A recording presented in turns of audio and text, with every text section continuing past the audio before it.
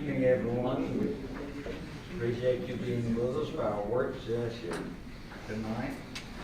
At the beginning of our meetings, we'd like to start with a moment of silence, and we'll ask you to join us, please, for a moment of silence. Let's remember those on the coast. It looks like they're going to be moving.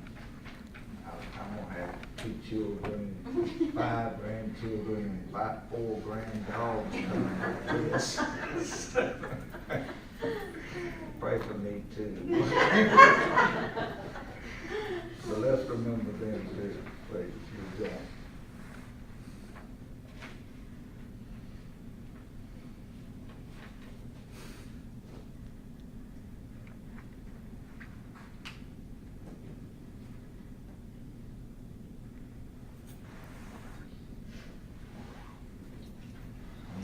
Thank you.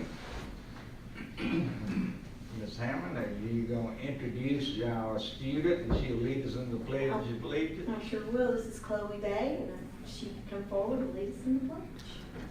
Okay, Chloe, will you join?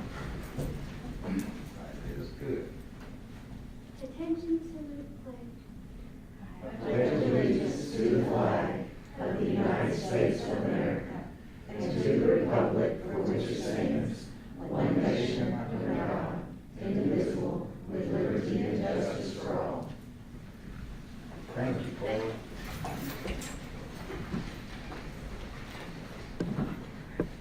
Ms. Hammond, you go ahead. All right. Well, I'm Stephanie Hammond, the principal at Blue Ridge Elementary School, and I'm excited to be the principal at Blue Ridge. It's a great place, great teachers, great students, great parents, and we have some things that we would like to share with you. It's kind of hard coming in new and thinking about how can we highlight the school when we've only been there for 3 weeks. So I did bring a teacher with me to do part of this presentation. So as you can see, we start out, show that Bobcat Pride, and every morning at the end of our news show, this is what the kids say because that's what it's all about. Show that Bobcat Pride at Blue Ridge Elementary School. Thank you. Okay, so here are some of our celebrations. As most of you know, Rack Room Shoes opened up in Seneca, and they contacted Lisa about a grant that they do every year. And so I reached out to them and I filled out the paperwork, and they have adopted our school, and they gave us a check for $4,000 to spend on shoes, socks, book bags, whatever we need for the children. And they're also at the same time doing a drive. So if you need shoes, go to Rack Room Shoes and give a little donation, and Blue Ridge gets back money. So we are at this time trying to find out sizes for kids so that we can go and buy some shoes for them. This is something that they will continue doing with Blue Ridge until we tell them we do not want to do it anymore.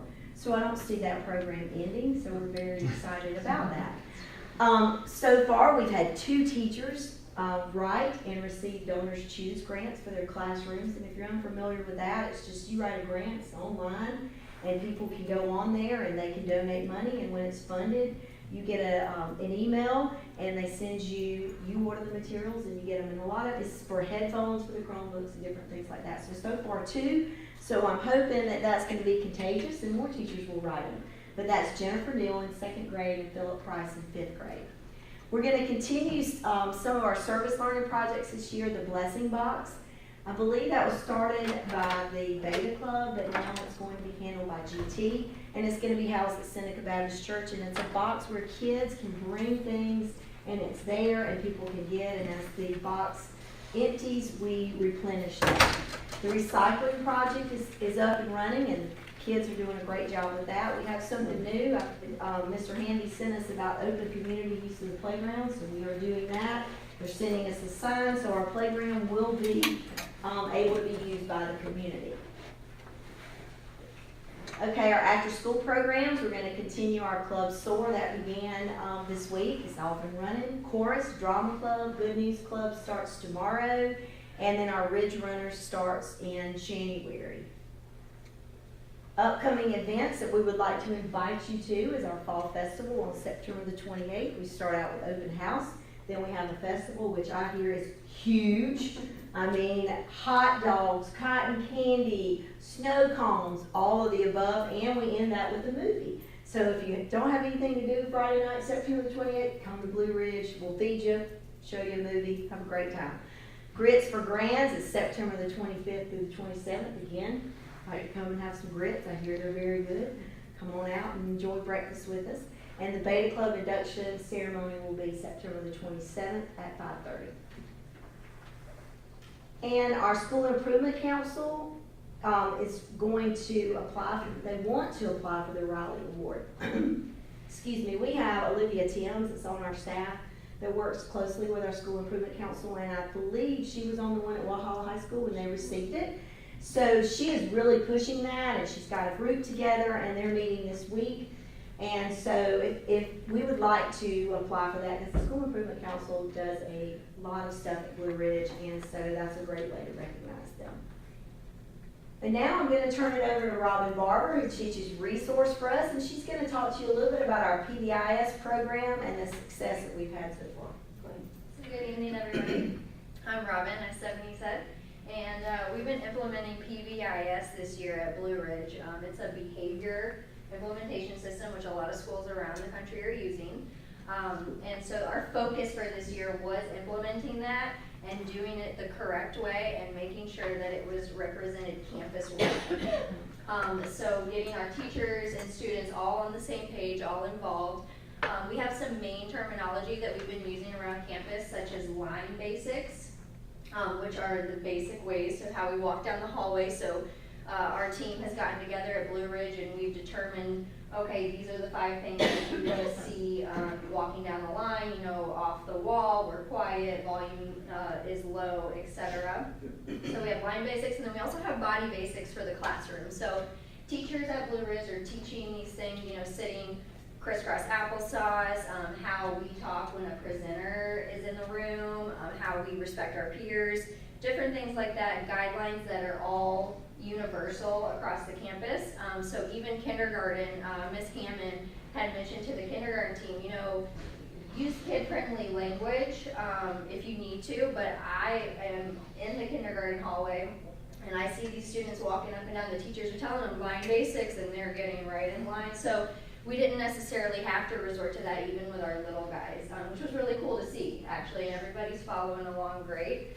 Another big one that we've been using, like Stephanie mentioned at the beginning, is give me 5, and then the students respond with show that Bobcat pride. So that's really cool. Everybody's picked up on that. We're in week 4 now, and all I have to do is raise my hand in my room, and my kids are, my kindergartners, my first graders are already representing that statement. So that's great to see. We've had such a big improvement from last year to this year in the behavior section, you know, model at our school. Referrals are way down already, and we really think it's a example of us implementing this PBIS model. So Ms. Hammond stated at the beginning of the year to us that we are setting expectations and not necessarily rules, and I really that really resonated with me. I think that's important, you know, for the kids to hear that, you know, you don't want to necessarily have rules during that all the time, but these are expectations of how Blue Ridge Elementary is going to run. So it's been really effective, and some positive effects. We're going to start implementing some award ceremonies, so quarterly, monthly, and even weekly. Weekly maybe in the classroom. Monthly, we are going to use our news show and highlight some of those students, what we're going to call Best Bobcats. So it's an opportunity for kids to get excited about, you know, being around campus. They get to see themselves on the news. We have TVs in the hallways at Blue Ridge, and we're planning on running a streaming of kids for the week or the month who are those Best Bobcats. So it's going to be really exciting for kids to be able to walk up and down the hall and be able to see themselves. Also, another thing that we're going to start implementing is the quarterly award ceremony. So doing something where it can be relayed as a competition, where kids come and somebody's getting an award and they might not know who. So just a way to recognize those Best Bobcats like we talked about. Also, positive postcards are something that we're going to start as well. Those have been printed and teachers will distribute those. So it's just a way to also connect with home and families, let the parent and their child know that, hey, you've been doing a really good job and we want to make sure you know that. So we're excited to get that off the ground and running. And then also, we've been doing some faculty and staff shout outs too. We have a board posted outside of the media center and the front office, and I think that's a great way for the faculty to be involved in uplifting each other too. So we're allowed to put some shout outs up there and let our colleagues know that we really appreciate them. That's it. Y'all have any questions for us? Sounds good. All right. Thank you. Thank you for being with us. We look forward to following you. See you in night go. All right, we're gonna go. Thank you. All right, we'll move on, with the hearings out of town, what we do tonight. We get a motion next to approve the agenda for the September 10 work session. Mr. Chairman, I make a motion to approve the agenda for the September 10th, 2018 work session agenda. I'll second that. Motion second, all in favor? That's unanimous. Public comment, did anyone sign up to speak? No one? Okay, we're moving on. Discussion items, Orson, we'll start with you. Sounds good. I just wanted to follow up with a couple of emails. I think Mr. Hamby sent you one, and I sent you one last week, but it's been a good opening, very smooth, not too many problems in our schools. Our numbers are holding steady. They went up 400 or 500 from I think maybe the second day of school that Mr. Hamby sent you an email to what I sent last week, and we're still about 10,625 is the number as of this afternoon. Classes anywhere between, I think our smallest class is 11th grade at 663, and 8th grade is 830. So if you add all of our well, that's really pre-K through 12th grade is the 10,625, but our principals have reported that things are going well in the schools, and if we can get past hurricane season, we've heard this afternoon that more than half the state's going to be shut down tomorrow, starting about Lexington, Richland, down to the coast. All the governor has mandated that school districts are closed tomorrow because I-26, a couple other highways maybe are going to be turned into one-way streets tomorrow afternoon to evacuate people off the coast. But we're monitoring that here, and with Ms. McCormick at Blue Ridge, just kind of waiting to see what happens. But things have been smooth. Want to win a few more football games, but it's been a good start academically, and been again a real smooth start to the school year. So I want to just thank our principals and our staff, because they're the ones who make that happen. It's been a good beginning.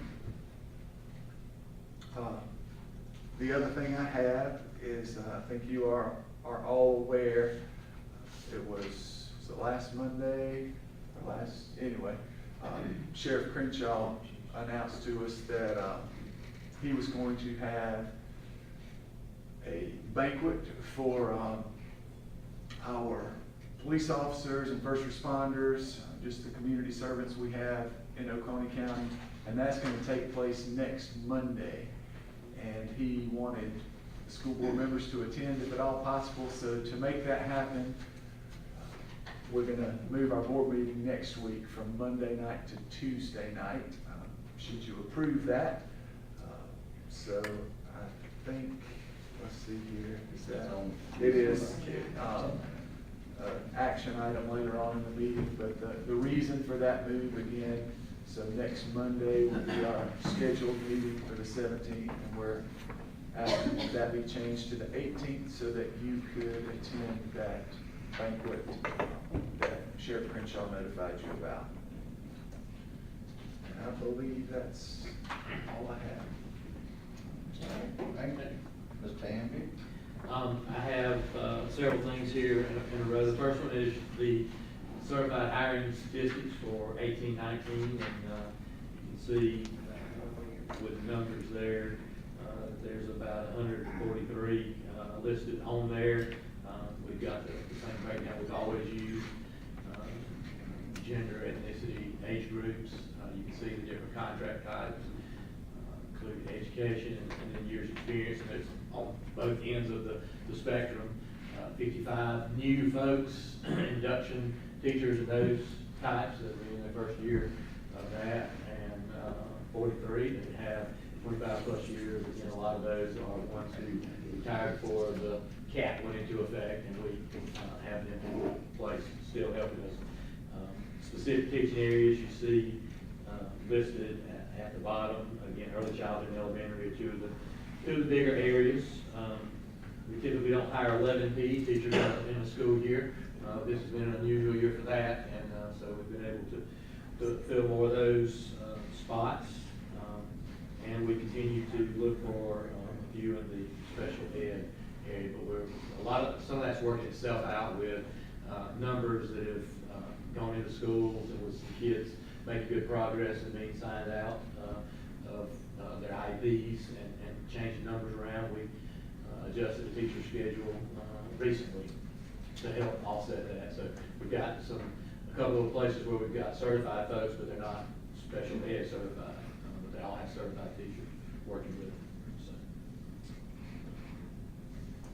Any questions about that report? Okay. My next part in this opening session is to talk about, we met with the folks, Charlie King from the Oconee Fire Department, and you know, at one time the board had agreed to give them land just beyond our maintenance facility. We gave them that. We all did paperwork and got it taken care of. We gave them that. They actually started moving dirt on it.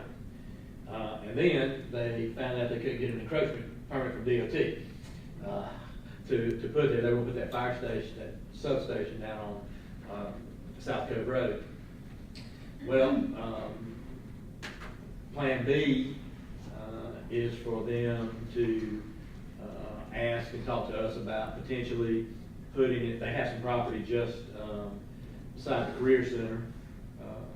Between the Career Center and College Children's Home is Oconee County property that gets very close to our old ETB house up on the hill that we now use with our STAR students and some of our different special needs classes at the Career Center. What they're talking about now doing is just building an area because along with not getting DOT encroachment permit, the money that they thought they had is kind of dwindled as well. So now they're talking about putting something there that's more, it'd be more like a garage for a unit for a fire truck, which I already have. It's in Westminster, by the way. And they asked about the potential for having our building as the area that was used for the firehouse for our. There's 2 firemen assigned to that area where they would stay and spend the night, and then they could go for calls there, and they could make their calls and attend. We have a plan for that building When we move, we don't have a use for it. We still, Mr. Lusk and his teachers obviously still want to have access to it at this time, and we would only need it during the school day. Our students go up there and they have events there. It's also where some learn, they learn about washing clothes, keeping up an apartment. They maintain the grounds up there and that. They host some lunches and things up there where they get to use those skills and that. So there's still a use for it and a need for it.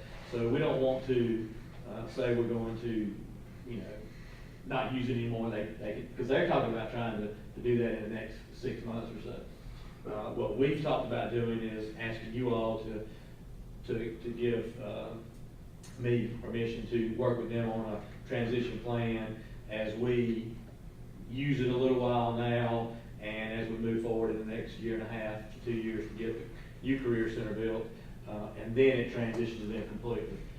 Right now, we work on a plan that basically the teachers and Mr. Lusk would come up with about when they could use it and when we would be using it. How would they access You're talking about DOT access. Well, they're gonna come off Kiwi School Road. They're gonna come off, so Right. this is the Quick Job Center right here, and then, of course, the northern side of the Career Center.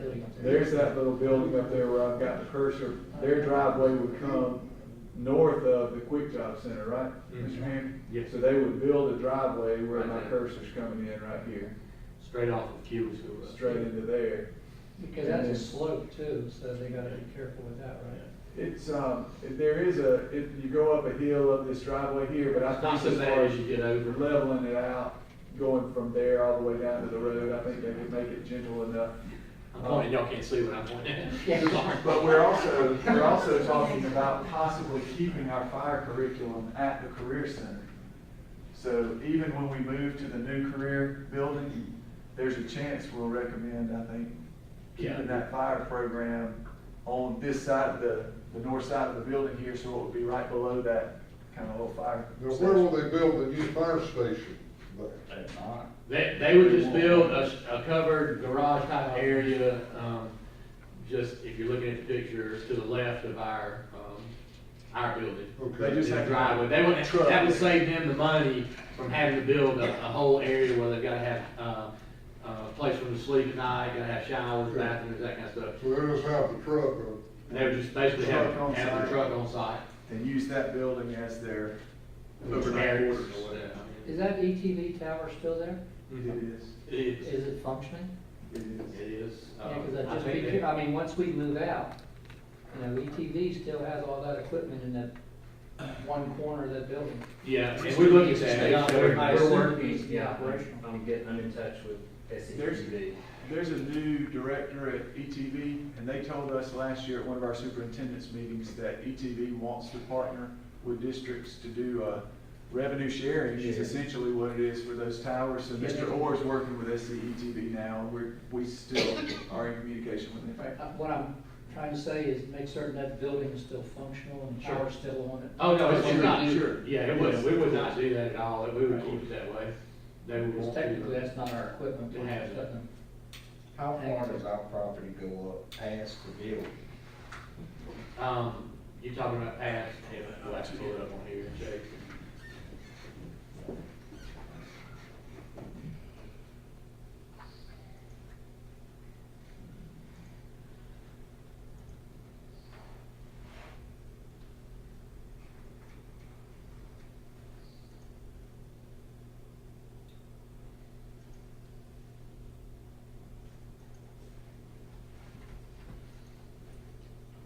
Take just a second. I have to.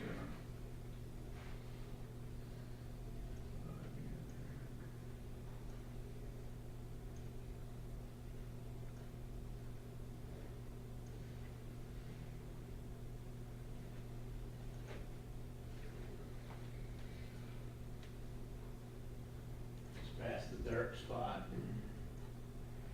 So there's, you can see the lines. So they would have to run right along that property line, just inside it to do the driveway.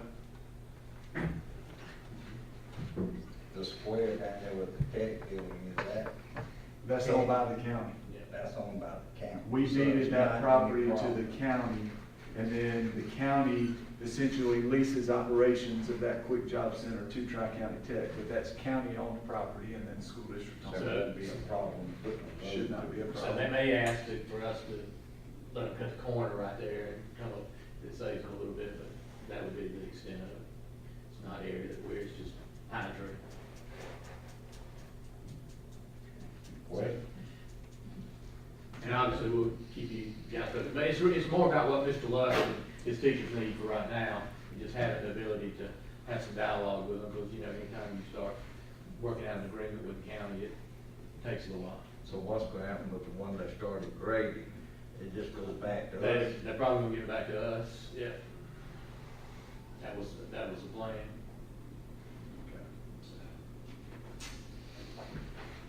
So we'll ask next week that you take action on that, we don't have to have it.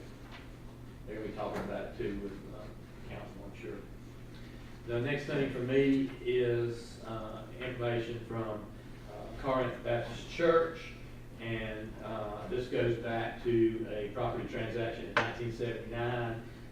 when Corinth purchased the old Corinth School, District 31 area, acreage from the school district for $1,000. So what they've done is they're doing a long-range plan, and they would like to be able to take into account the possibility of selling that land or doing something with it. But we have right of first refusal to get it. Please tell me that we don't want it, so that we can let them get it, and I'll get Mr. Orr to work with them on making that happen for them to get that and get a clean deed, so that we don't have to where we don't need a couple of acres under Corinth to maintain and worry about. So my recommendation is that you all let them have that clean deed and settle that. So that'll be another thing that we will get you all to vote on as we move forward. All right, those were my three in this part. Ms. Moore?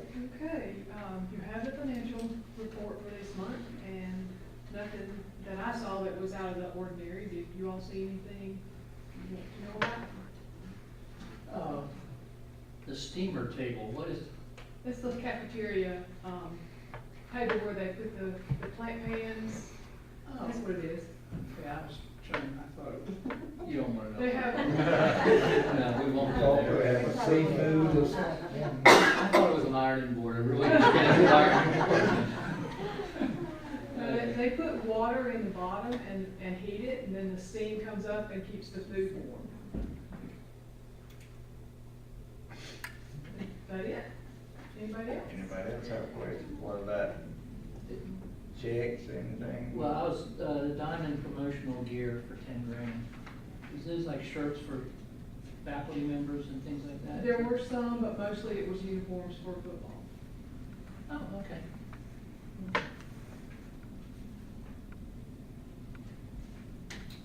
Anything else? All right. Okay, the next thing that I have is the resolution regarding the community eligibility provision. The legislature, and thanks to Mr. Lee, he got us some information from when you all were at your conference, and we are required to put forth a resolution about whether or not we are eligible to participate in the community eligibility, and that is where the whole district would be able to have free lunch and breakfast. And so this resolution says we are not eligible. The criteria is to be 40% or more in the poverty line, and that is that means Medicaid or temporary assistance to families, that kind of thing. And so our percentage is 34, and so next week we'll need to get you to approve this resolution saying that we're not going to participate because we're not eligible to. But we have individual schools that. We do, that are more than that, but we are not doing community eligibility even in those. Some of them have free breakfast, like Blue Ridge does. Yeah. But, and for Jameson Brown has free breakfast.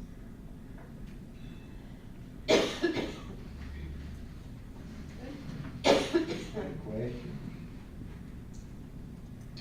And the next thing we have is our sole source and emergency procurement report, and Mr. Orr is going to give that to you all.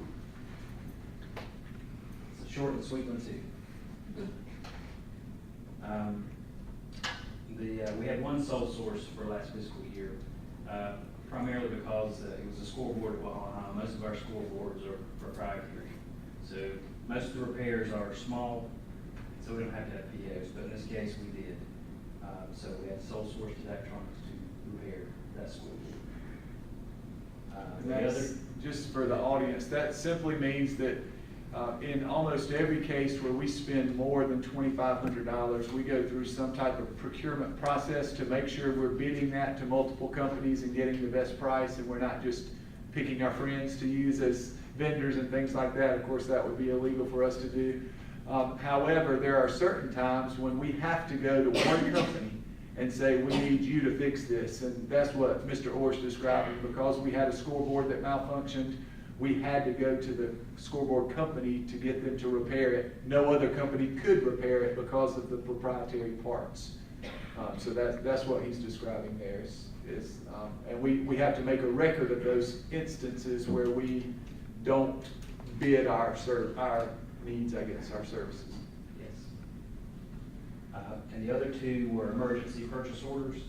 The emergencies, of course, arise when something needs to be repaired quickly, and in this case, we can't put it out for bid to get multiple options. The first one was repairing, it says HVAC equipment, it was actually a backup generator. So that had to be repaired, it had to be repaired immediately because it was down. That was through Cummins Atlantic. Had this not been an emergency, it would have been in the sole source because that is proprietary repair as well. The second is Addison Safety Group. In May, we had a fire and burglar panel hit at Kiwi Elementary, and it needed to be repaired because we can't have kids in school with no fire alarms especially. Addison was already in the county working on something for Mr. Holcomb. He checked with them if they could get it fixed quick, and they came and repaired it right away. So we did an emergency PO sold it to them in this instance. And they do 95% of our They do. safety stuff anyway. They pretty much do all our fire anyway. Yeah. But to me, for an organization as large as ours to go through a year and have 3 instances where we didn't, these are legitimate exceptions, but for that to only happen 3 times really speaks to the job that Mr. Orr, Mr. Alexander, Mr. Hamby do with our facilities, because again, I think that's a very small number considering the amount of purchase orders we put out every year. That's a very, very small percentage. And I was quite happy that there were only one over $10,000 and just barely. So, Good job. Question? Okay, thank you. Thanks, Seth. Okay, policy revision next. We got a lot of that. We do, and Ms. Gibson and I were kind of looking for a little different way to organize them on the sheet to make it maybe a little more, I don't know, maybe a little easier, I hope. So this is an attempt, and if you like this, we'll stay with it. If you want us to go back to the other way of listing these, but we tried to group them by department and who would be talking about them, so maybe you could do the approvals in groups instead of individual policies.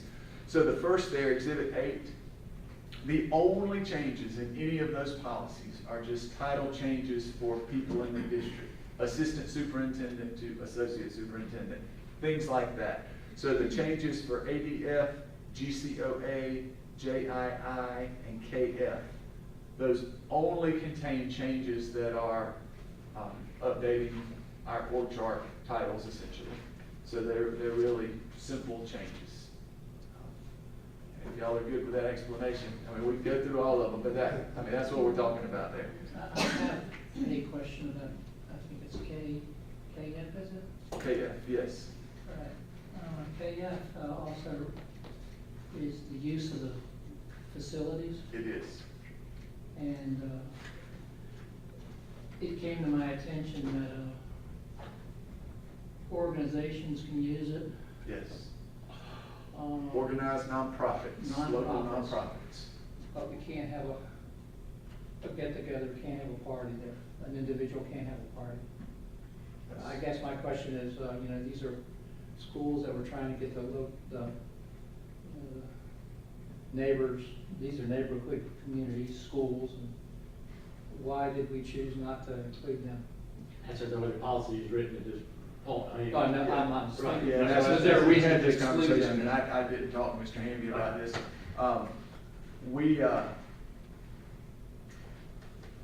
All I can say is that that's been the historical stance of the school district. We can talk to our attorneys. It scares me personally to open it up to individuals just because I think the sheer number of rentals would become burdensome to the school staff, because we have a rule that for an outside group to use it, if it's during an off hour, there has to be a school district employee there during the rental. And I'm just fearful that we would have birthday parties at schools all day on Saturday and Sunday afternoon too. And at some point it becomes difficult for us to find the staff members to house those. And that's probably true, but we also have had churches that have used them for an extended period of time. We have. And this has been years ago when But now that has I been was doing addressed. the old location. That has been addressed. Right, and I've read that, and it just seems like there's a lot of teeth. If you're worrying about the school, the staffing and so on, you have some good verbiage in here to protect us from the overuse through the organizations. And I'm just wondering why we excluded them, because it would be nice to have it so that locals could use their facilities as well. We will. I mean, I don't know what anybody else is thinking. What the other, maybe nice to get some information on what other districts. We can have that, and I will, we meet with principals on Wednesday, and I will talk to, because this came up, of course, I sent you an email because of the drop-in that was scheduled for Mr. Hamilton at the Career Center, who, of course, that bears his name, and that's why they wanted to have it there, which certainly is reasonable. And in conversations with another principal, that person made me think that not all of our principals are aware that it's not supposed to be rented to individuals. So I need to gather some information, and I can do that on Wednesday when all the principals are here for a meeting. And we will have, of course, this is just the discussion part tonight. We have a reading next week and then a final reading in October. So we will, before next week, have you much more information on this before you take first reading. And then, of course, if we need to make changes before second reading, we can do that. And if you feel that there needs to be more teeth put in it for the private side, parties, whatever, I'm just saying, feel Fee free. schedules and all that. And there's still a fee schedule. Yeah, there's a fee schedule in there. It's- Gym days. There's still a fee schedule, but several years ago, I don't know how many years ago, but there was a conscious decision to make it very affordable for nonprofit groups. Our fee schedule, I'm pretty confident in saying this, is probably the cheapest for any building rental in the area, and I know that we're cheaper than most school districts on what we charge these nonprofit groups to use our buildings. And I think that's good. If a Rotary Club wants to use our building, or, those, like we said, those local nonprofits, I think it's good to make them available to nonprofits. I want to be careful with, not to say I wouldn't recommend it, but I just want to be careful and do a little more research, and we'll certainly get that done before next week. Well, and speaking from an organization that has a community room as such, it really can get burdensome on the staff. When you've got people that, are coming in at 6 and 7 in the morning and want a day thing, and it does, it gets hard sometimes. And whether you pay them or not, you're infringing on that staff's time, and it gets tough sometimes, it really does. We have to, they have to pay custodian. Yeah, and like I Right, you said, expect all that to occur. people get paid, but it's burdensome on their times, when it's weekends and Saturdays. Sometimes it's hard to find somebody to do that. We can start some local policy. This is the draft from the School Board Association recommendation. It's not, so, it's there. It's nothing that, It's, I I thought maybe it was something historic that happened. This is actually, the only reason this is on there is because of the name It was changes. our- It was the name Name change. change. This is our policy, it's not from the School Board Association. Okay, I don't think. but we think the other part was the same too. We'll see. Yes, we'll have more information next week, is the Thank you. gist of this where we are, but we'll certainly explore your question.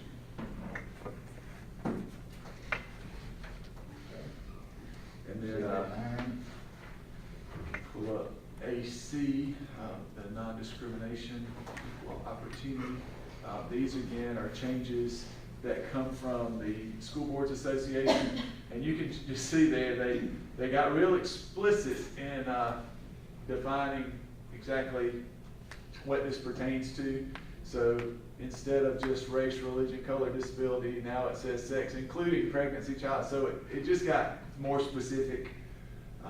They added some of the legal references in the policy, but nothing that we're changing that materially changes the policy. It's just updating the language as the lawyers are telling us to update the language. I mean, that's essentially what we're doing here.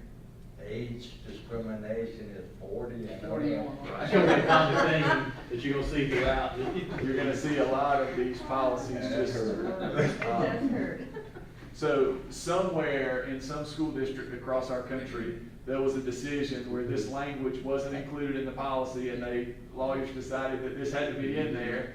And then the National School Boards Association sends it out to the state school boards associations, who send it to us, the school districts, and this is a recommended change. So anyway, that's the gist of this.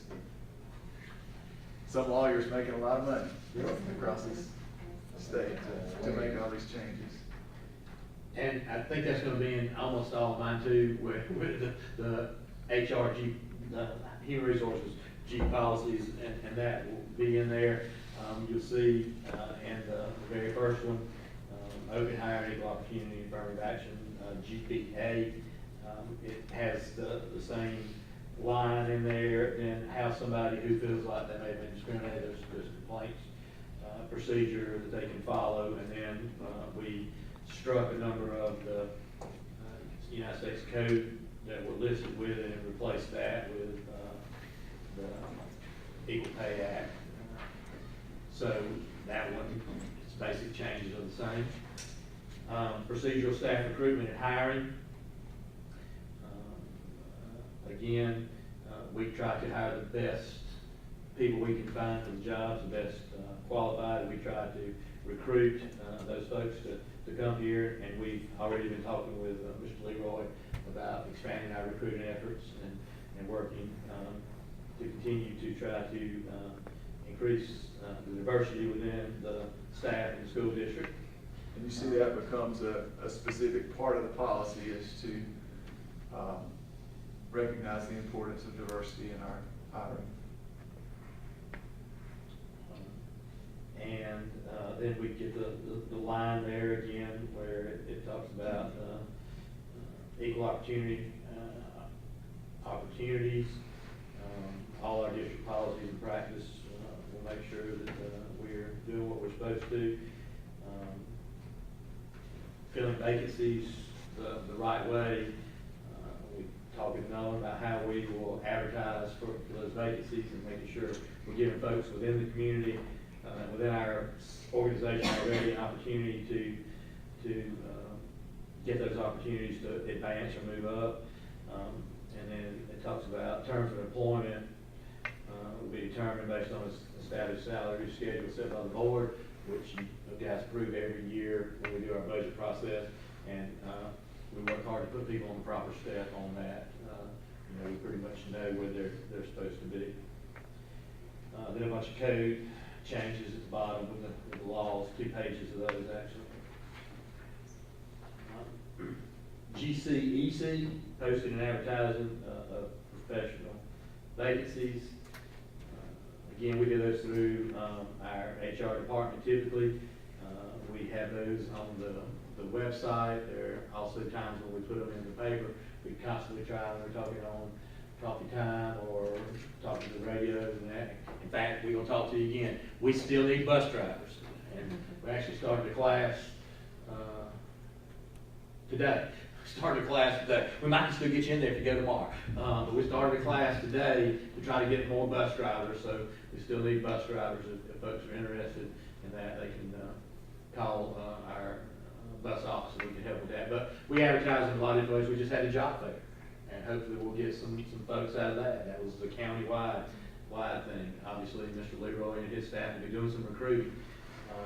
But we want to make sure we get the information out there and that people know about it, and then this gives some specifics about what we will include in there.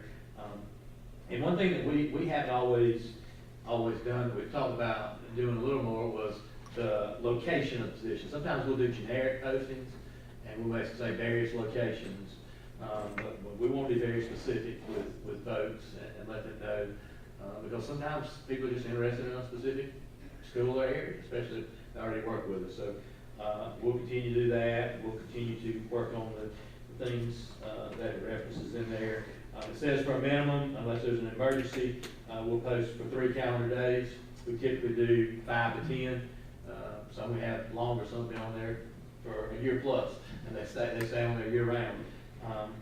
But if we fill it through a transfer of somebody else, then we would post that position that came open. So whichever position eventually comes open, we make sure we get posted as soon as we could to give folks the opportunity.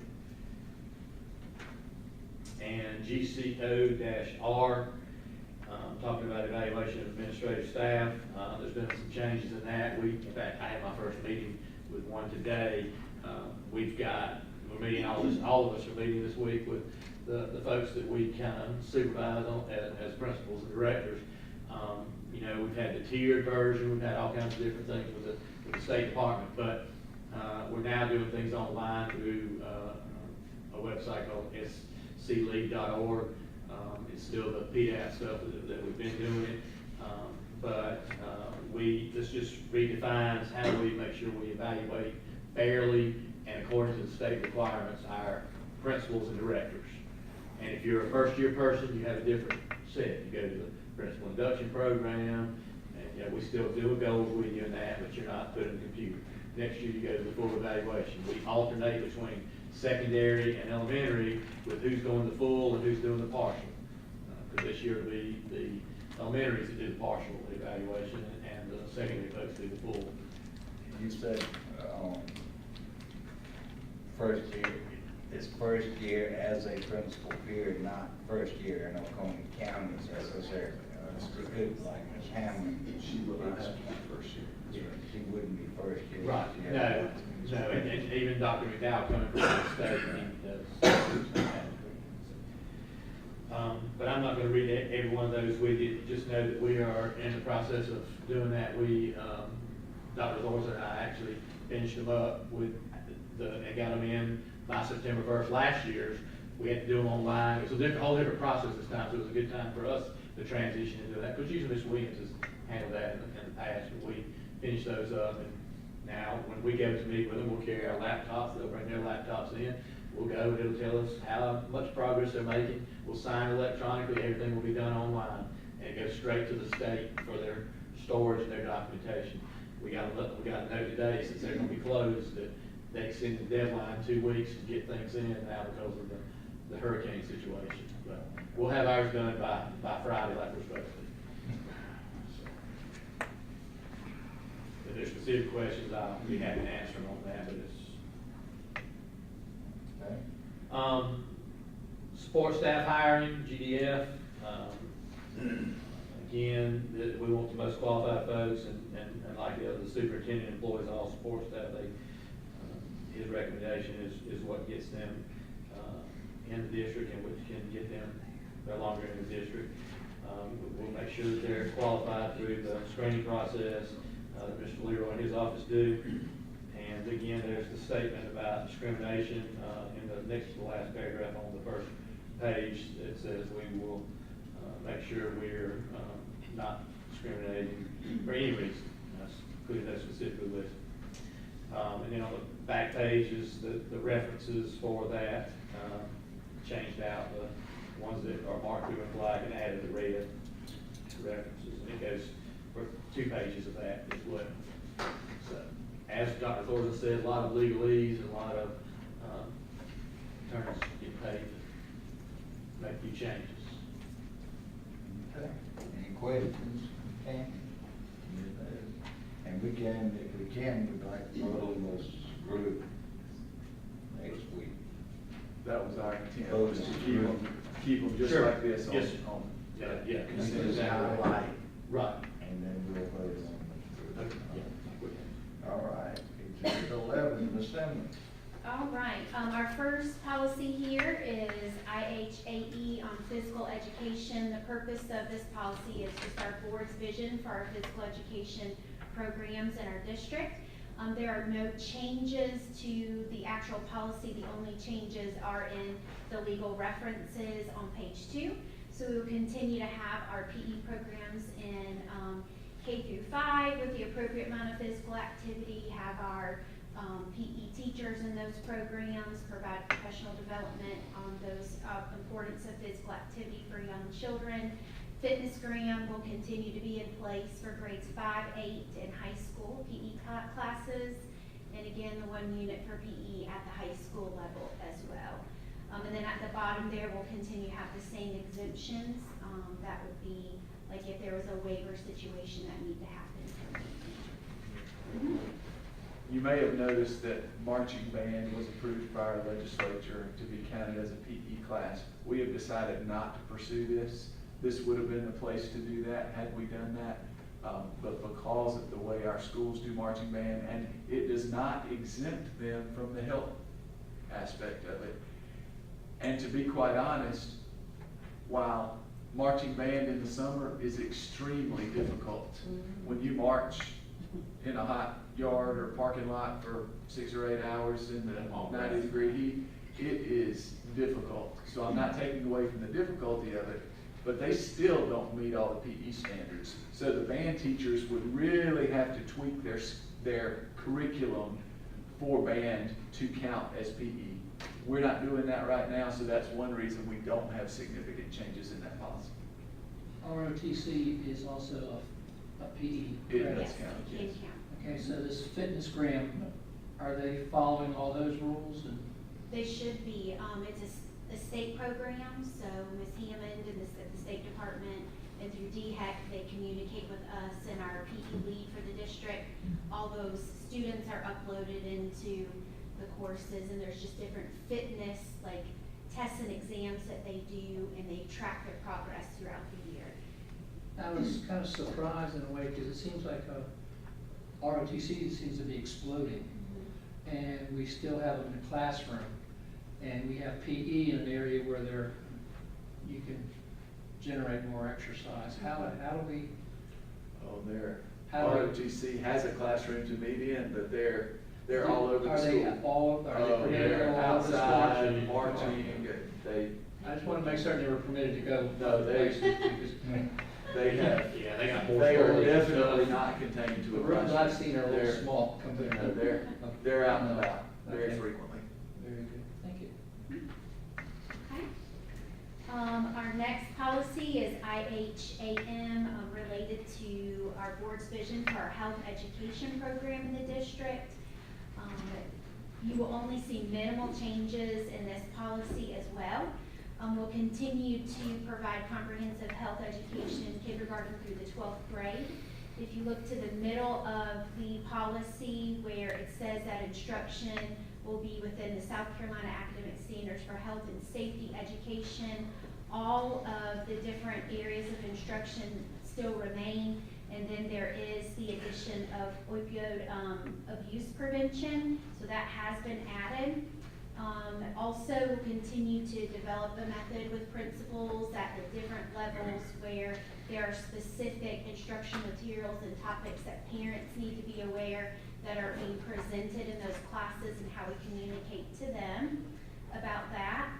On the second page, under teaching about drugs, alcohol, and tobacco, changes there. The second sentence there, schools will help students develop an awareness of the consequences of the use and abuse of alcohol, drinks, drugs, and then tobacco was also added in there. And then the other change or addition is how the impact of the use and abuse of those 3 areas, the impact it has on the entire community was also added in as well. But the teaching about HIV/AIDS and sexually transmitted diseases, as well as CPR and the AED instruction, which takes place in grades 9 through 12, those all continue to be the same policies that we've had in place before. Any questions? All right, and then IKF, the graduation requirements, we do see a little bit of change in this policy. This is, again, the purpose of this policy is just to establish the basic structure for high school graduation. In red there, you will see the additions of, obviously, our district must offer standards-based academic curriculum, but also talking about it organized around a career cluster system, helps us individualize the education or diploma pathway for students. And that includes some endorsements that they could possibly be working toward. They are not a requirement for graduation, but this is a topic that the state is continuing to develop.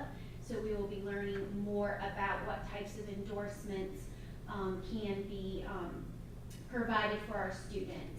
And it says here as well that to show those endorsements could be a possible seal added to the student's diploma. So as we get more information about that, we will share those with you.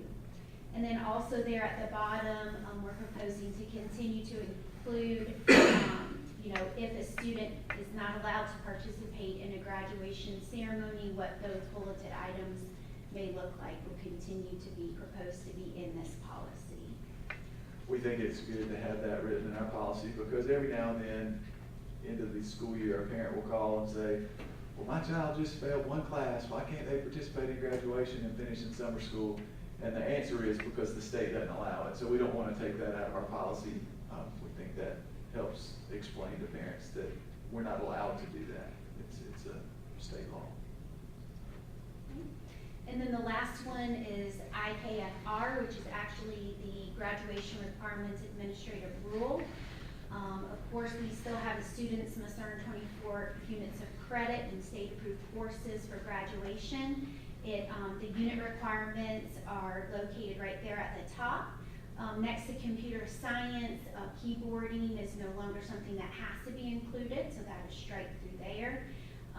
Now the second paragraph down, they've also taken out that it begins with the 16-17 freshman class, just students in general must take the U.S. Citizenship and Immigration test as part of the U.S. government class. And then right there before awarding of high school credit, it just added in that the student is required and must, you know, have earned those number of prescribed units there in order to graduate. Really no changes as far as awarding of high school credit. The only minor change on the second page, the sixth bullet down, they just added in State Board of Education and S on the end of regulation, so that's the only change right there. And then under the adult ed, for students receiving a diploma, the credit units are described there. The only difference between what we saw at the front for high school diploma is just there's no PE, foreign language, career technology, and then there's 2 more elective credits. So that's kind of the difference between the two there. Okay, and then the last page, there are no changes with high school credit for college work. Still has those same requirements in line of what would, conditions would apply for them to receive credit from high school credit for college work.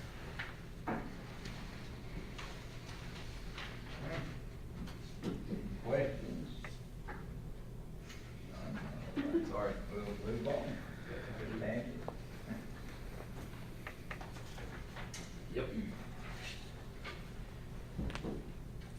All right. On here. Release time for religious instruction. Again, we do have that, we allow that. The changes, it's that we talk about, we don't promote the program attendance. We don't try to get somebody together. That's purely voluntary, and that works out with each specific school. Then we see the change about transfer credits. It says the district may accept them, even though we don't, you know, assess that, as long as it comes from, it's like it goes to OCA and goes to an accredited school. Now if they're just going out to their Sheriff picks them up, they've done the release and they're going, then that is not gonna be the same case. But as long as it's an accredited private school, we can, decide to accept that.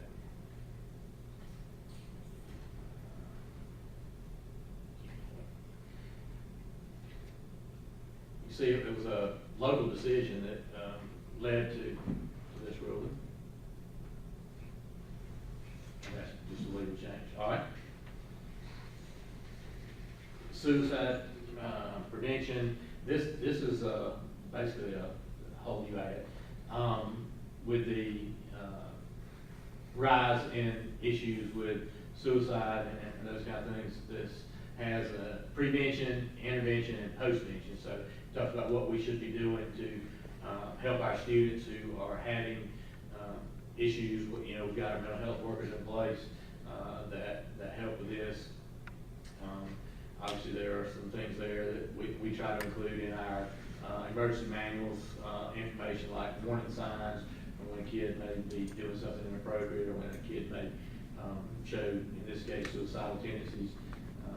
It's a hard subject to talk about, but one that we have to do. It's down through elementary school now, we're Yes. not talking about middle and high school. Right, yeah, it runs the whole gamut. I saw an article in the last week where a 9-year-old student had committed suicide. So we understand it's a serious issue, and you know, we've had issues within our district. So we want to do all we can to educate our folks, make sure our people are aware. We have things that go on at the individual school level. When they talk about this, they have teams that work with the students at the different schools that involve the guidance, the mental health counselors, and others as well. But this just kind of is something that the state is putting in there to put it on the forefront so that we're aware and prepared in the event that there are signs there. You know, again, you can't always predetermine, but you can look for some of these things and try to cut things off and prevent things. We still have a group that is made up of folks from the Simmons department and our department that are working with mental health counselors and our school psychologists to come up with some plans for some things we want to do district-wide to continue to address the potential issues with mental health and making sure our students are getting what they need. So this is an ongoing thing, but all this is new. It's just guidelines for how to help the kids when they come back, if they've tried to do something, if they've talked about doing something, how we get them back in, ease them back into the school and the situation, and you know, with their schedule and those kind of things. So it's very specific in what it asks us to do and how we need to make sure we handle these cases.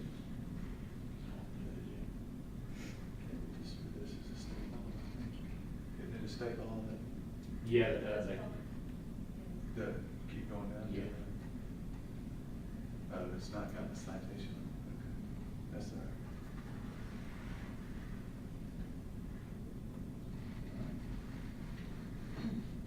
all right. All right, student record update. Don't remember the tremendous amount of changes.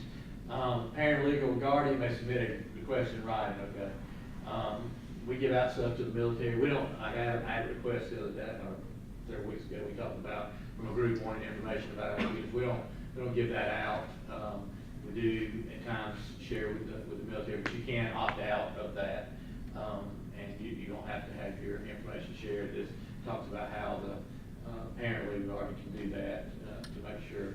But we don't just give it out to anybody so that they can send that information. We know that's not what we're here to do. So we already require that.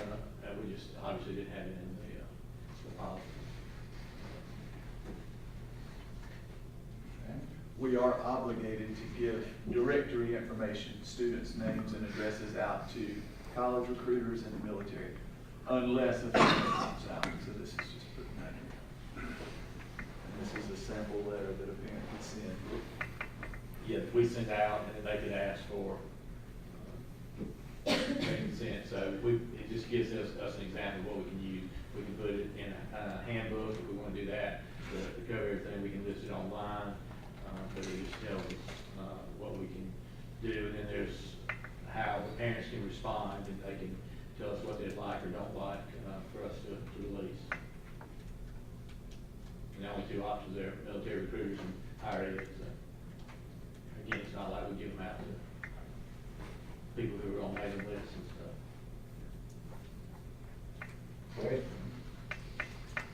All right.